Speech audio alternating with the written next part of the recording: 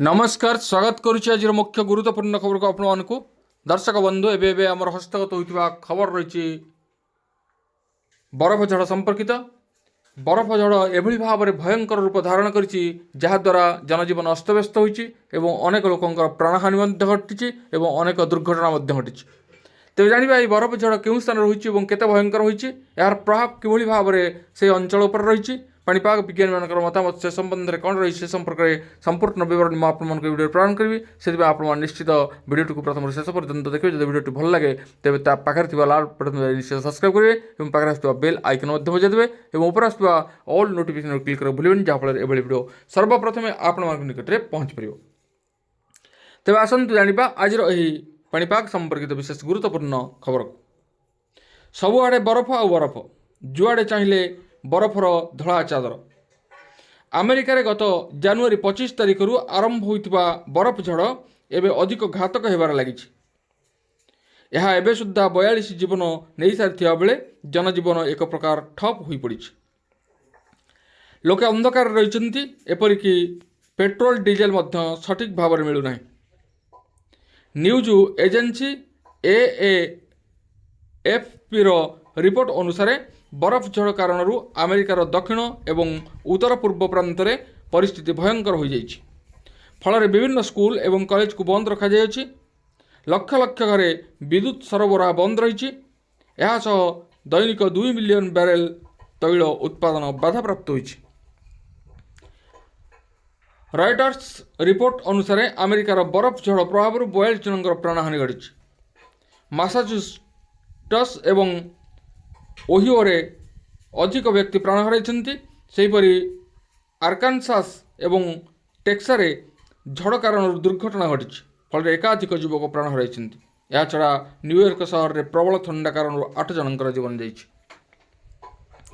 बरफ झड़ कारण लक्ष लक्ष अमेरिकीय अंधकार रही। तापमात्रा माइनस को खसवा कारण 8 लाख अधिक घरे विद्युत सरबराह बंद रही। विद्युत उत्पादन बाधाप्राप्त होइछि। मास्लिप टेनेसी अंचल में प्राय 1.5 लाख लोक बिना विद्युत रे 4 दिन है रही। मिसिसिपी रे मध्य 140,000 लोकंकर घरे बिजुली नहीं। अमेरिका पाणीपाग विभाग कहवा अनुसार आगक शीतलहरी जारी रहिबो। आहुरी तुषार झड़ होबार संभावना रही। आर्कटिक अंचल कोहला पवन माड़ी आसुची। चलित सप्ताह पूर्व उपकूल आउ एक बरफ झड़ माड़ हेबो जहाँ अधिक क्षयक्षति करिबो बोली पाणीपाग विभाग आकलन करिछि। एपटे राज्य में उपकूल शीत कमुथिबा बेले पश्चिम ओडिशा रे शीत कमिबार लागिछि किंतु आभ्यंतरीण किछि स्थान में जाड़ एबे भी जारी रही। जी उदयगिरी रे एबे भी 6.8 डिग्री सर्वनिम्न पारद स्तर में पहुंची। आसंता 3 दिन में राज्यर रातिर तापमात्रा 2 ରୁ 3 डिग्री पर्यंत बढ़िबार संभावना रही।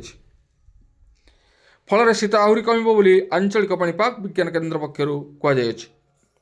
आसंता किछि दिन शीतलहरी जारी रहिबो बोली पाणीपाग विशेषज्ञ सुरेंद्रनाथ पशुपाल आकलन କରିଛନ୍ତି।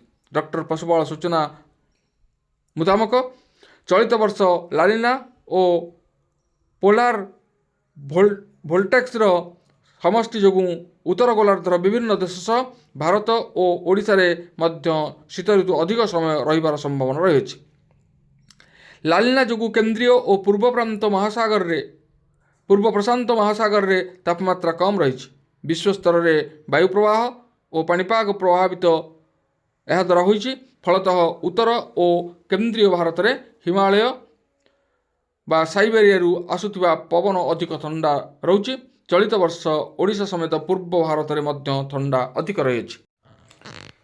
तेबे लालिना सह उत्तर मेरु अंचल सृष्टि होइतिबा पोलार भोल्टेक्स प्रभाव देखा मिलिबो।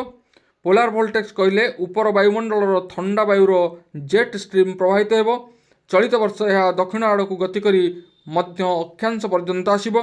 फल ठंडा अधिक होगा सह शीत ऋतु अधिक समय रहिबार आकलन करा जायछि। 1984, 1996, 2010 मसीह एहीपरि स्वाभाविक ठारू अधिक ठंडा विश्व स्तर में देखा देइथिला। सारा राज्य में एवं ठंडा राति सह स्वाभाविक ठारू कम तापमात्रा रहिबार संभावना रही। कोरापुट भली आभ्यंतरीण अंचल में ठंडा जारी रहिबो। फेब्रुआरी प्रथम सप्ताह पर ठंडा अधिक कमिबो। तेबे ए थिला आजिर पाणीपाग संपर्कित एक विशेष गुरुत्वपूर्ण सूचना। आज एतिकी पुणी देखा आगामी भिडियो। रोच धन्यवाद। नमस्कार।